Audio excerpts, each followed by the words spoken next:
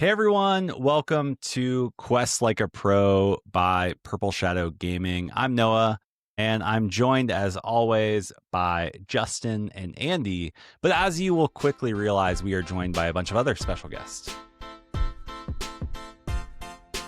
And so we have nearly almost the full team of Purple Shadow Gaming. Unfortunately, Luke couldn't join us. He's feeling a little bit under the weather. But we have Lucas, welcome, first time pod guest. We have Corbin, also their first edition. And then we have Zach returning. So we're super grateful that you all are here. And we were off last week just because we just felt like there was nothing new to say. The meta has kind of been like, in my opinion, kind of a little bit stale, a little bit boring. And so we wanted to give a little bit more time to see what will shift, what will change. And we're going to talk all about our experiences the last few weeks. Some of us went to PPG, Zach and Corbin. Experienced that. There were a lot of things there that happened that we will not talk about on this podcast, but we will talk about the play of Lorcana that happened there. So we're going to have Corbin and Zach share about that. So Corbin, Zach, how was PPG? What'd you play? We both ended up taking Amethyst Steel, a little bit different versions, but a good core of the same. Amethyst Steels. Yeah, so when you say like different types, like what did you play? And then Corbin, what did you play? So I played like at first on the first day of Friday, I played like a very heavy evasive like Dumbo build that was just really focused on evasives with the Steel Genie, Steel Japars, that sort of thing to really hone in on the Dumbo package. I switched on Saturday to the 15K to a little bit faster version, more like illusion builds, that route. And I even put in like Timothy Mouse to try to get under Blurple. Those that are just listening, what does Timothy Mouse do? Because I thought this was really creative. And then why did you choose to include Timothy? So Timothy Mouse is a 2-cost 1/4, gains an extra lore when there's an evasive character on the field. So I wanted to get under Blurple or like Sapphire in general, and go a little bit quicker. So that was just the last minute tech that I try to speed it up. How did it work out for you? Like, what was your take on kind of like pivoting from evasives to maybe faster? Because I think that's my experience with the deck, because I've been playing Purple Steel as well, where you kind of have this like mix where you're like, I just can't beat the Sapphire decks because I'm just not fast enough. They're just too good turns like 5 through 7. It was good when I saw it. So I didn't see it when I needed to. I ended up facing like 7 Blurples between the 2 days. So 7 Blurples and 2 green blues. So a lot of Sapphire. When I saw it on Saturday, it was really good. But when I didn't see it, I kind of struggled. So I think the speed in Amethyst Steel is needed to get under. Yeah, for sure. Well, we're going to come back to the speed of Purple Steel, I'm sure, throughout this podcast, because I think it's just like, what route do you take? But before we do that, Corbin, what did you play on Friday? And then how did you evolve on Saturday, if at all? And how did it go? So on Friday, I played basic illusion build with Treasure Guardian, but I had 12 of the 4-cost draw engine. So I had the Genie, obviously, Treasure Guardian. Then I went with Yzma instead of like kind of the Dumbo side. And then I also split on like 2 John Silver, the one that makes it so an opposing character can't challenge, hoping to help with like against like Dumbos or whatever. Then I also went with 2 Pete's just because on Friday I kind of wanted to get an idea of the metagame of who was going to be there and kind of see which card felt a little bit better. And then I wanted to try out the Yzma to kind of get a little bit of high roll in Purple Steel because I feel like it needs a little bit of that sometimes. It felt pretty good. The problem with like kind of Treasure Guardian and Yzma is it felt like sometimes I would just have, and Doc obviously, you just kind of have too many cards in your hand, and you're also trying to like dump your hand for Yzma and Doc. So it kind of felt awkward at times where I was inking things that I maybe didn't want to. So I kind of pivoted off of that. And then on Saturday, I went more with a similar build, but except for with Dumbo, and switched to also the 3-cost Genie too, instead of kind of the Pete's and the John Silvers, because it added some Bell back in, because the 3-cost Genie is just a good body, it feels like. It can hold damage for Bell. It obviously fights other evasives pretty well. And then obviously, helps support Dumbo. So that felt a little bit better. Still just, as Zach mentioned, we couldn't really get over the hump of the Blurple of the weekend. Those are mostly my losses.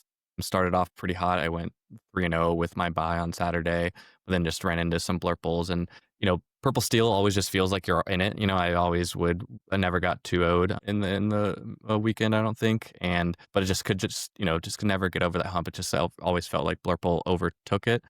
I think Zach was smart of putting the mouse in, and I probably would have done that, which I guess is a pointer of kind of before you leave, make sure you pack all the cards that you might want to put in. Just didn't have it, so, it just didn't think about it beforehand because the illusions I think are just a little bit risky sometimes, especially Raja.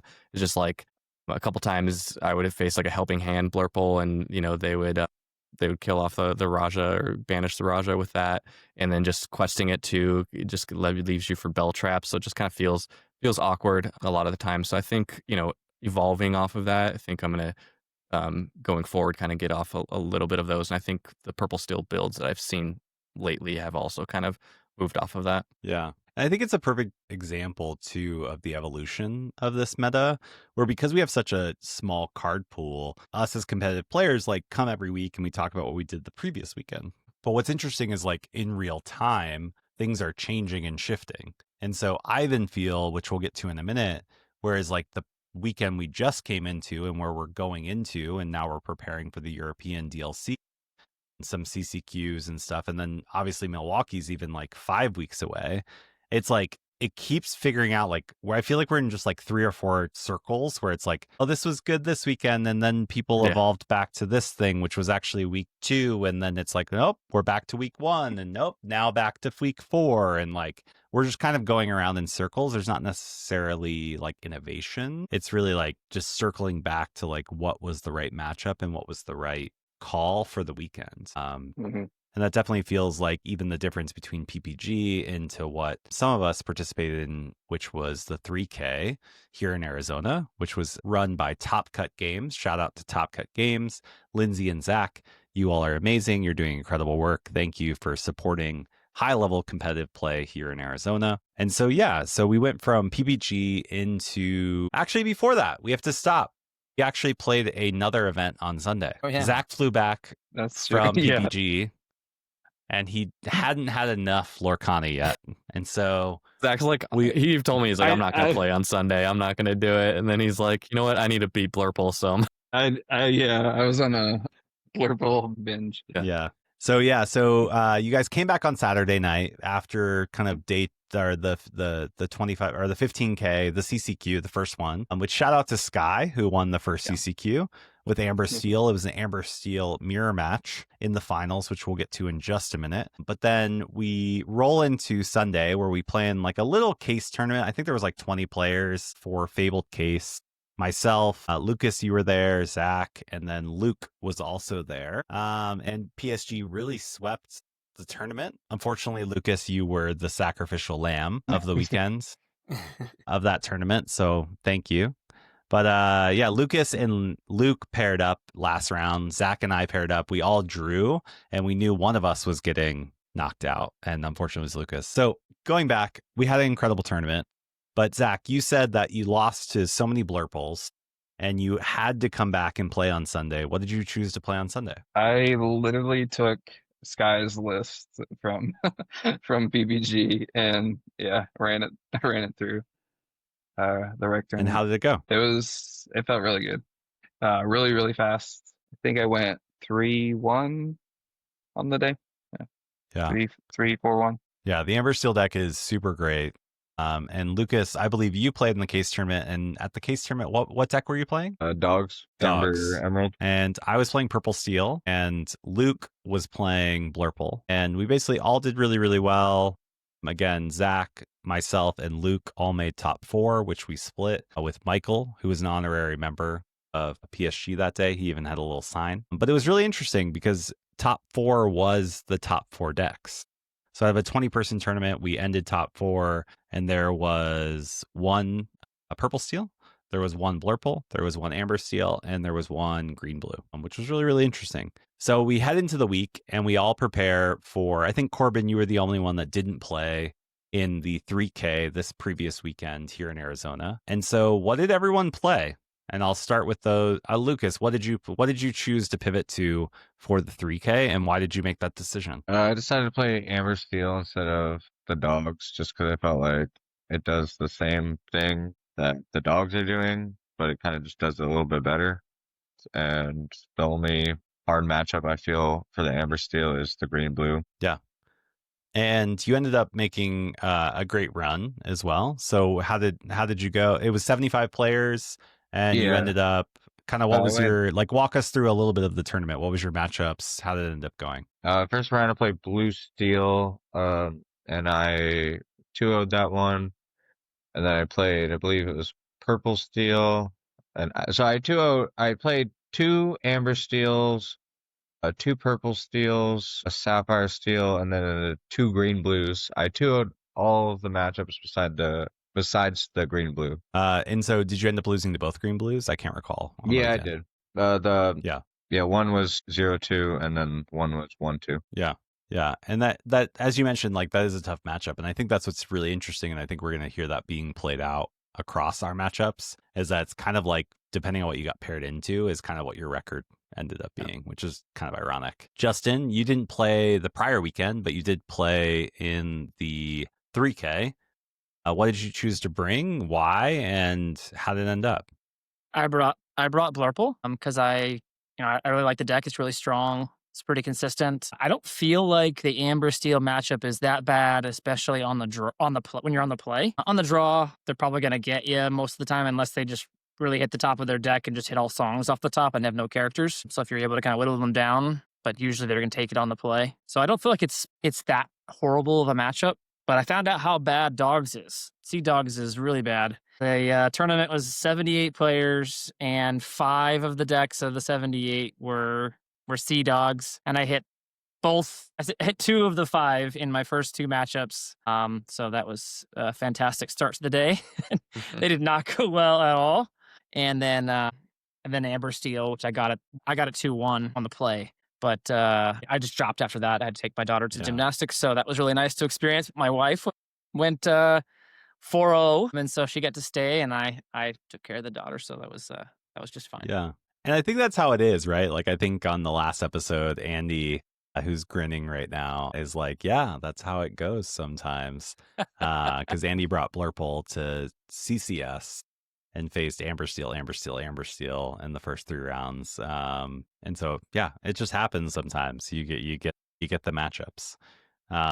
Anything, so, like, as you're heading forward, Justin and Lucas, what are you all thinking about playing going forward? And is that going to be informed by anything, or is there open questions? Like, how are you thinking about, obviously we're all preparing for Milwaukee, because we're all going to Milwaukee, or most of us are going to Milwaukee. What's your reflections on the meta? So I'll start with you, Justin. I know I said several podcasts ago that this meta doesn't feel as RNG, or the decks don't. But I think the RNG actually exists in your matchups. So it's too, I think it's too easy of like a triangle. Or in this case, I think it's more of a square, but there's kind of one oddball, the green blue, that kind of throws off the whole mix. But I'd be hunting or looking at doing either green, blue, or Blurple. Like I said, I don't think Blurple's that bad into Amber Steel. If you get the die roll, it's not that terrible, and you've got game and everything else. Just make sure you don't hit Sea Dogs.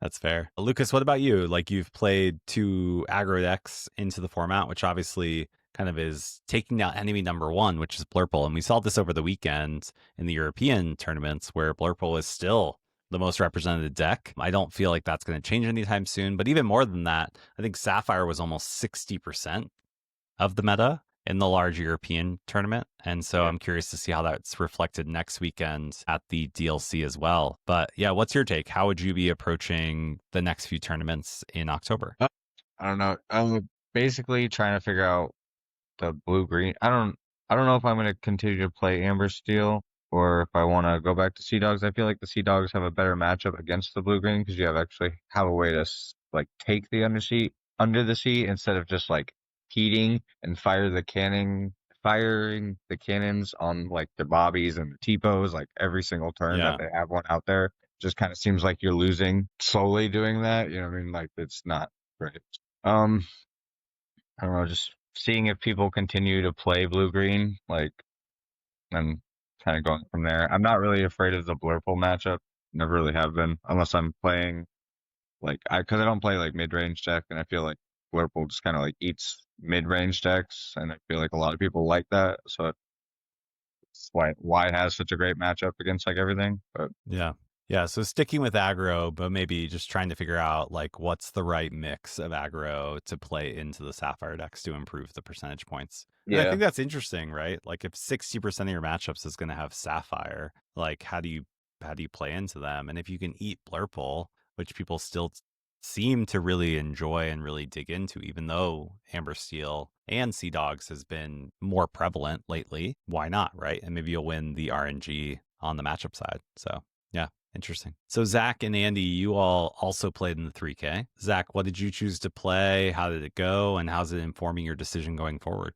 So I ended up taking Amber Steel, trying to kind of run it back from the rec tournament because it felt good. I ended up going 1-2 on the day. First matchup was green blue. I made a very costly misplay in game 2 of that match that kind of cost me the 2-0 there. I ended up losing 1-2 in that first round. That kind of set the tone for the rest of the day, I think. Next matchup, I think I 2-0'd blue steel, and then I lost on the draw against Blurple 1-2.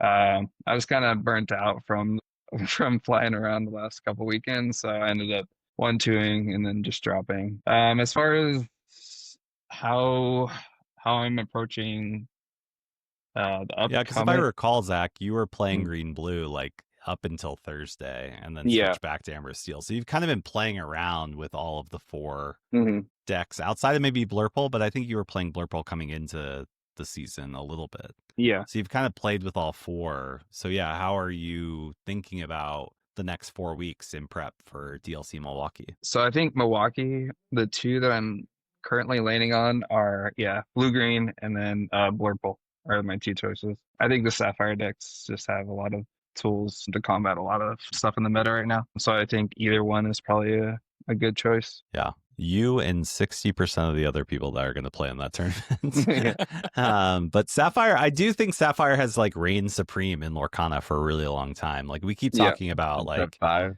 6, basically. yeah, I very guess that's few true. people. The first few sets it wasn't, but then like ever since it's been just wild how good Sapphire is, and it's just finding its partner.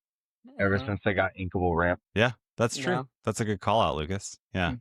Yeah, just being able to go first into different turns, no matter whether you're on the play or on the draw. And sometimes when you're on the play, you can go 2 turns ahead of some of the other combinations. Like it's just kind of unfair because you can just play like the power level as you go up the ink ladder is like just gets better and better and better. And I think the second thing is they have ramp and draw, which is just like tough when you look at Blurple and blue green. They have the both, like the best of both worlds, which is pretty powerful. Yeah. Andy? Yeah, so I played Blurple. I had to test to prepare for Milwaukee. I tried the riskier build with 14 on inks, 4 digs, dig a little deepers, 2 Wait, big what L's, card? dig a little deeper. I think everyone on the podcast is like, you said it like everyone knows what you're talking about. Not that they don't know what the card is, but you're like, I ran Blurple with 4 dig a little deepers, and then Yeah. you moved on. It's a great card. And so as a host, I have to stop you and be like, wait, you did what? Yeah, made a choice. It's a ACOS uninkable. Sing together. Look at the top 7, and you get to choose 2 of the 7. It's a great tempo swing. You can pick out 2 Hades, 2 Bells, 2 Elsas, whatever you need to win that matchup. And I mainly did it because, and I also added the big Elsa, 2 of them, because I knew Arizona is a very steel heavy meta.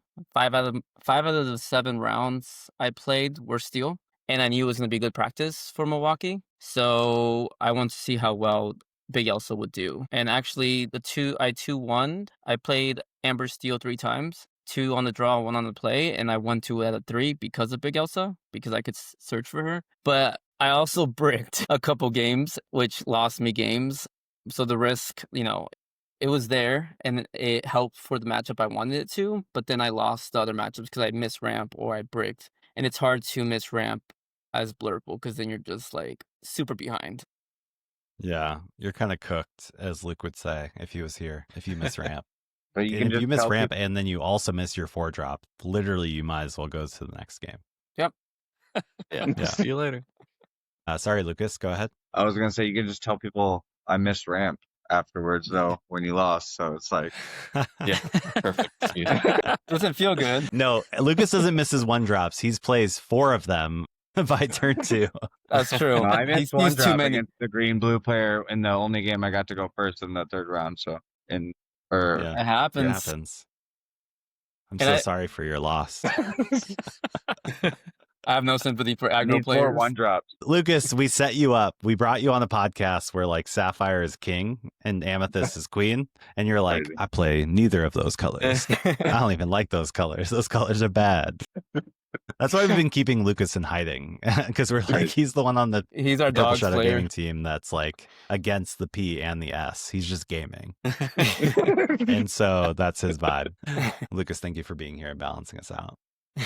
In fairness, he does But it really so- well. So He it's He like- does do very Yeah. well. Yeah, it's exactly. good. Yeah, absolutely. So, Andy, I think people are going to be asking this question right now, especially if they're familiar with Blurple and saying, so normally we were on Finders Keepers, then we went to Second Star from the right. Second Star from the right? Second Is that star right? from the right, yes. SSTR, yes. SSTR. Okay. I was like, is it Second Star from the left? Because that would be weird. I'm just hoping I don't get canceled for anything I say. Okay, so why did you choose to play Dig over both of those cards? Like, what's the advantage that you saw? Because I think that's what people are going to be most interested based on what you just shared. Like, why that over the other two? Yeah, so the idea is dig a little deeper, cost 8. Second star to the right, cost 10. So it's easier to sing. If you can swing tempo before they can sing in the mirror, you can like swing, you can sing it, grab 2 cards, and just have gas in your hand to swing that.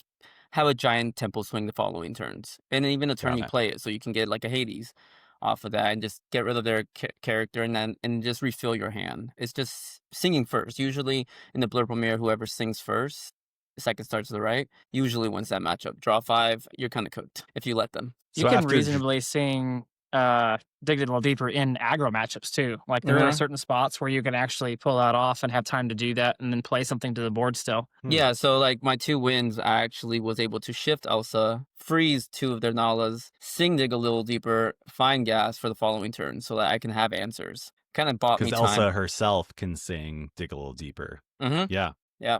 So it worked. It was just really, it bricked. I took a risk. I think moving forward, I went back to Purple Steel for Milwaukee. I think I just already committed. I'm definitely playing Purple Steel. It just gives me the best matchups and percentages to everyone. 50-50, I'll take it. Just can't make mistakes.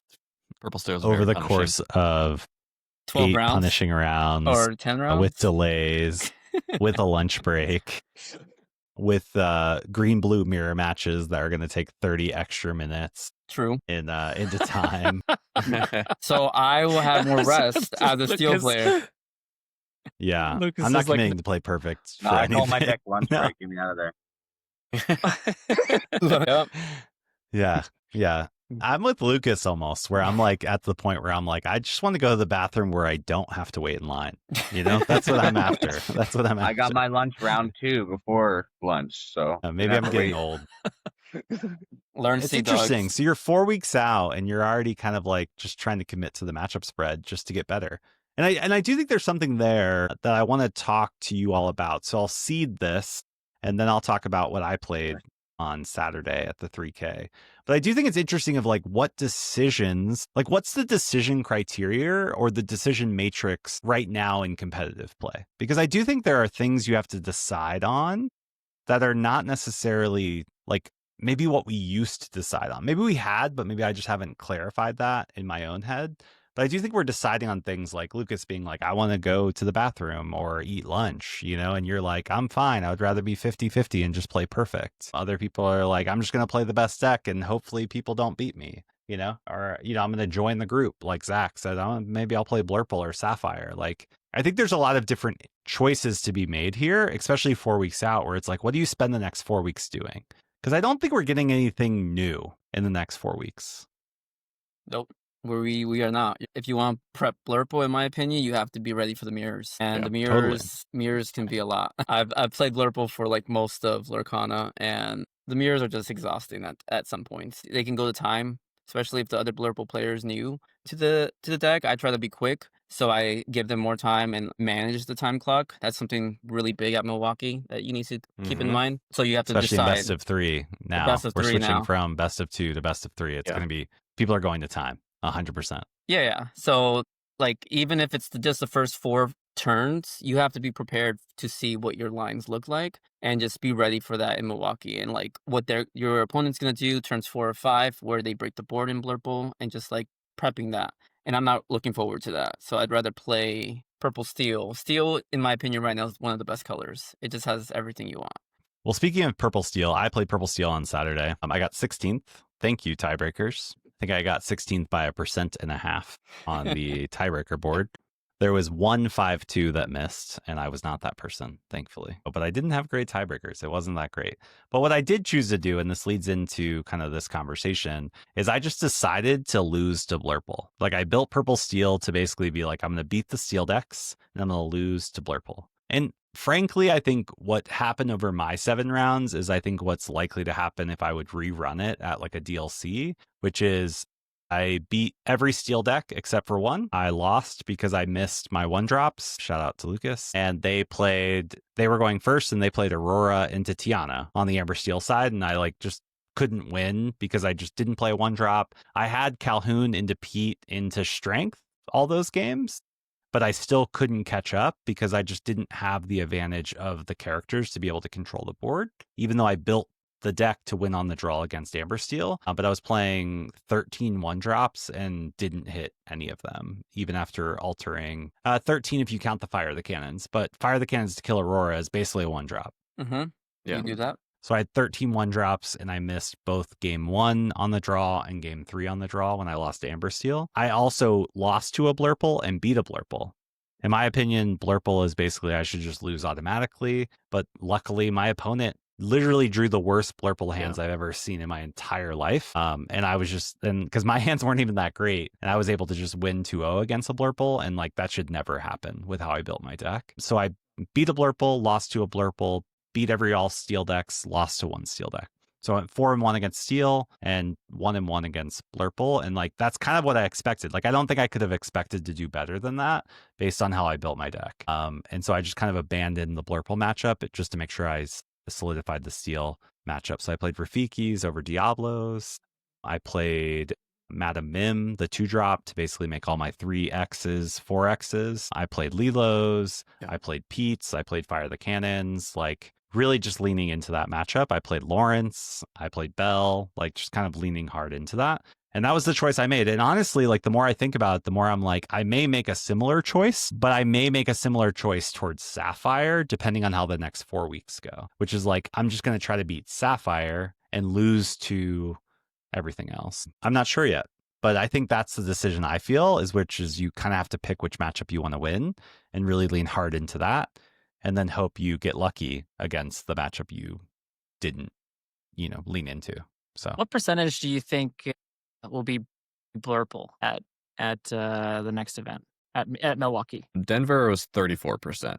So I want to say it's like 35-40% around there. I think it was 34 or 35 at the European event. That was this weekend as well. And then Sapphire all in between green, blue, and Blurple was like almost 60. I think it was like 57, something like that. I think it really depends. I think Milwaukee will be heavily influenced by what happens at the European DLC in 2 weeks, or I guess a week, by the time this podcast comes out. Because I think then it'll kind of set the stage of like, this is what may be here. Then we'll take in all of the American tournaments that had led up to that. But like, honestly, like the American tournaments have been won by Purple Steel and Amber Steel, right? That's it. Yeah. Yeah. There's one European like, tournament that won this weekend. That was Blurple. Yeah. And then there was a bunch of green blues that won this past weekend. So we didn't talk about that really, but green blue has kind of come in as like the triangle breaker, as like, hey, it has a good matchup maybe into all of them, or at least has better game than some of the other ones, and kind of fight those off. But it's like, as green blue increases, like what happens then to other matchups? Like, I'm not sure in this kind of like quad format. And how many rounds are the DLC? I don't know. Is it 9? So you have to, so it's 3 phases. So there's day 1 Swiss. You have to at least go to have 18 points, which is 6-2, to make it into day 2 Swiss. Day 2 Swiss is a continuation of day 1, but it's 4 additional rounds. Then it's cut to top 32 as a top cut. So it's 12 rounds. If you 12 decide to rounds play all the and way then through. cut to 32 off of 2000, something like that, So right? Like there's 2058, something like that. In a population of 35% Blurple, in 8 rounds, chance of hitting at least or sitting 1 Blurple or more is 97.6% chance. Sounds right. So, and I'm happy for anybody to check the math on that one. So it's a nice way to consider what deck you choose. So my thinking here, I'll just share my theology. I don't know if theology or philosophically or some other word is better here, but we're just going to go with theology. Is that I think it's better for you to play a deck that loses to Sapphire at the DLC for one specific reason, is that all the Sapphire decks have to focus on beating the other Sapphire decks, which means they're going to sacrifice some of their matchup percentage points against the Steel decks, which means, in my opinion, that they're going to have a higher percentage to brick against me, meaning I will at least 50-50 them if I have a deck that beats all the Steel decks. So this is like me, like just coming out for you is like, I would actually rather play against the house because the house has to play against the house and hopefully get lucky that, yeah, I get paired into 2 or 3 of them and I get 1-2, 2-2, 2-1, and that's all I need because I just need to beat all the other decks. So purple steel. And, sorry, what? So you're talking about a 50-50 deck. Purple steel. Well, not 50-50 deck. I want to play purple. Like if it was tomorrow, I would play almost the exact same list I played on Saturday, probably 100% of the time, which is like I beat all the Steel decks and I can beat Amber Steel on the draw. And like, I just convince my opponent that they're going to win if they're playing Blurple, and then somehow they lose, which is what I did in round 9 or 8 or whatever, 7. They can miss rounds. I literally walked up and was like, "You're playing Blurple?" And he's like, "Yeah." I was like, "You're going first?" I was like, "I literally can't win this matchup." And then he proceeded to lose 0-2. So I'm just going to get in their head. That's what I'm going to do. That's the real metagame. That's I think Blurple players are going to convince themselves not to like play Elephant or something. Like somehow they're going to convince themselves that that's a bad idea. And then our Purple Steel match into them goes way up. So it's going to be amazing. I can see Purple Steel Blurple still playing Elephant. All the top players are still on it, and I think it's just going to stay. We have 4 weeks for those and no changes for people to basically question all of their decisions. Oh yeah, there's time. But there's also the European DLC, which they love blue. If people see blue wins, I'm pretty sure they're going to expect a lot of blue at Milwaukee. Yeah. And my theory is everyone goes to aggro for blue. They're going to go aggro. And then I'm going to beat them with Purple Steel. Yeah. Exactly. It's going to be great. I don't like the idea of green-blue mirrors. That sounds like a nightmare. It's one thing that I'm really worried about. You're welcoming each other, and that's it. It's like, no, you're welcome. No, you're welcome. And then just giving each other a bunch of cards. And it's the most polite match. That's annoying. Yeah. Okay, let's run through this. How are you all thinking? I just shared my tea. I just shared mine. I think DLC, where is it at? Milwaukee.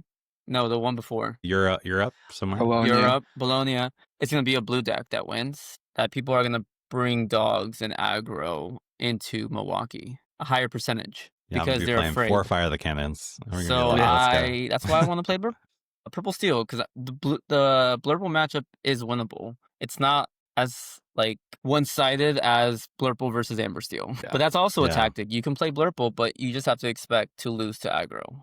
That's your matchup you lose. But everything else, you're like 70% favored into green blue, into the mirror if you tech that way. So it's just we're gonna end on this. I already said my piece. Andy said his piece.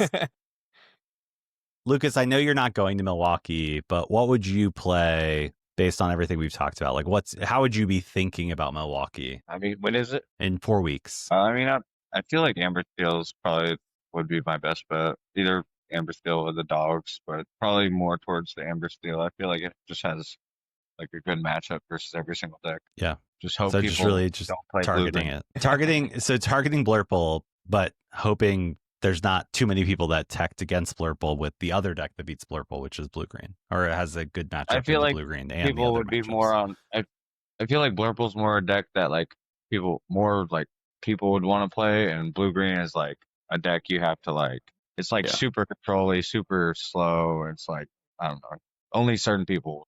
For sure, for sure. It's like a puzzle. I feel like it's a giant puzzle. You just have to find all the pieces and put them And together, and sometimes you the win. pieces aren't even all there. Yeah, sometimes the pieces aren't there, and you just lose, Yeah, I played against the blue-green match earlier today, and I was playing Blurple, and literally they did nothing the whole game because their hand was that bad. They didn't see cow. They didn't see the cows. They're like, ugh, I didn't draw a cow into your welcome, so I guess I lose. Okay, Yeah, Yep. that's how here it we feels go. against That's Blurple. it. Yeah. You don't see Clarabelle, you lose. You have to draw ramp, Um, ow, and you're welcome. It's kind of a lot for me. I'm good. Let's jump to Corbin. Corbin, how are you thinking about the Rubik's Cube, which is DLC prep? Yeah, it's tough. Like after Denver, I was like, man, I'm not going to play Purple Steel anymore. I'm just done seeing these Blurples. And I mean, it is a winnable matchup, but like I said earlier, it just feels like No, you it's just not. you just get just Don't there. convince the people You just that, get just Corbin. there. And I think It's not winnable. It is winnable. We want Yeah, Andy- everyone to think it's not winnable. Yeah, it's okay, not winnable. Andy?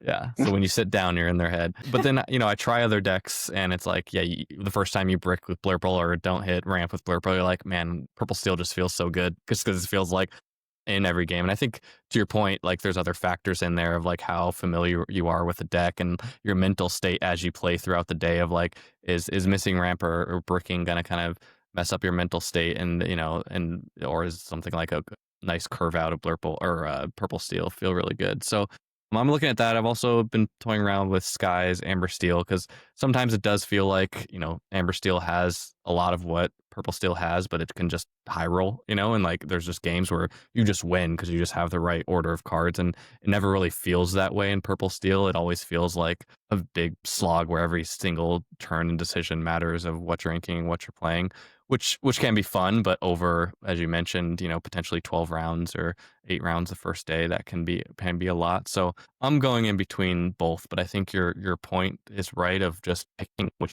meta you want to attack, because I think you can build Purple Steel in a way where it just like it doesn't beat anything, it's just okay against anything, versus if you lean one side, I think is probably the right way to go. Yeah, it's just neutral and everything. Like it was just like you're prepping for Milwaukee as well. What are you thinking? How are you approaching this puzzle? I'm actually thinking about blue green, but I am super scared of having to play a bunch of blue green mirrors. So I could well end up on Blurple and then just regret it because I run into just a bunch of aggro. But I don't know. Time will tell. I'm have to run it out over the next 4 weeks to see what things show. Yeah, heard. Zach, yeah, what's your take on this as you're kind of trying to unpack this puzzle? Yeah, so after CCS and PPG bringing Amethyst Steel, it's felt very 50-50. Like I'm in everything. Like I don't feel like highly favored in anything. I just feel like I'm in the matchups. So I kind of want to bring something that's gonna have high rolls and then that has like a higher percentage into, and then just hopefully my matchups kind of pave the way. Yeah, so taking more of it's like I'm just going to lean even harder Yeah. into one way or another. Yeah. And I feel like what you're actually saying is you want to play Amber Steel because that's the deck I feel like that just wins sometimes. I think Green Blue's like that too, but it's like on the opposite. It doesn't feel as good when you win that way with Green Blue because it still takes too long. Yeah. It's like you didn't realize you got a high roll, but you it's did. not apparent. Whereas No. Amber Steel, you're like reshuffling 6 minutes into the round and you're like, that was amazing. It's so gross. I hate it. Okay. Final round. We're going to close on this and it has to be rapid fire. Rapid. If Green Blue, Purple Steel, Sapphire Amethyst, or Amber Steel do not win the DLC, what is the other ink combination that wins the DLC? Specifically, Milwaukee. No, actually, because we're going to do a podcast before Milwaukee. What wins the European DLC if it's not one of those 4 ink combinations? We're going to start with Andy because Andy raised his hand. I did. So I did. Andy, we're going to go with Andy first, and I'll call your name if you're next. I'm gonna say green purple. Green Purple? Mm-hmm. That's interesting. That's a good call. Yeah. Zach? Emerald. Amber Emerald, Corbin. And that was gonna be mine. I'll say You can choose the same one. Yeah, we're you not. can We're choose not. We're not against that. Yeah. I would say Emerald. Justin. It's got to be Sea Dogs. How do you get to flood the board Yeah. with a billion characters and wipe their board? That's like wrong. Like you It's shouldn't be really able to do unfair. both. You got to choose Yeah. one or the other. He's so bitter. You can't one-sided reprep me with your board of like 15 questers. Yeah, it is very unfair. I agree. Lucas, You already know. We're going with the dogs. where you are. So 4 dogs and 1 green purple. Gosh, All right. I was gonna say No one- green purple just because it's European. It's They'll it European. does figure it feel. out. It does feel very European. Artifacts. Yeah. Let's go. So Take it no all. one's betting on Ruby Sapphire. No one's betting Mm. on Emerald Steel or Oh, Sapphire they could Steel. play some power line stuff. I could see it. It's just not good enough. It's not good. There's no way that's winning enough rounds to make it happen. If 80% was blue, then yes, red blue can win it all. But I think I there's gonna be some blinked steel. and they had like 3 LeFous and 3 Lilos on the field, and I don't even know what happened, man. That could happen too. I did get to cast 2 Lilos on turn 3 yesterday or 2 days ago, and I was like, this feels unfair because I ramped Visions Developed Developed. Nice. and then played Lilo, which I probably should have just waited till turn 4 or 5 so I could have keyed it 3 times. And I think the game's over, right? Like, Game should be over. yeah. If I'm at Playing like, 8 dragons. ink, I'm at, Yeah. at 8 ink on turn 5. 5. Yeah. Yeah. Mhm. Yeesh. GG's, bro. Just play dragons. Play all the I will dragons. say I was playing Ruby Sapphire because like when can we play that again? That's so good. And my hand is Hades, Dragon against Blurple, and I'm like, this game's over. Game's over. Like there's no way. Like you Red can't blue win can that be game. Blurple. Take Every that to day. Milwaukee. Take that to Milwaukee. My goodness. I was playing it and I was like, this deck is so good. I think there's something there. That's the deck I would bet on. Is that somehow the Europeans are going to figure out red blue. And it's going to take down the sea of Sapphire, and it's going to be like, listen, I told you I was the best. Is DKP going there? Uh, He's probably I'm figured sure it out. DKP You is know, gonna be he's there. going. figured it out. Yeah. So I'm going to go with Ruby Sapphire. Okay. So between now and the next DLC, we are not going to be doing any more podcasts. So we'll have to come back together and see how wrong we were about the state of the world and the state of Lorcana. So thank you all for being here. Thanks for having a good hang. And best of luck with set champs. We get to go win some dragons to put in our Dragons. DLC Milwaukee decks. Ravensburger knew the Yes. whole time that we Red were gonna. blues.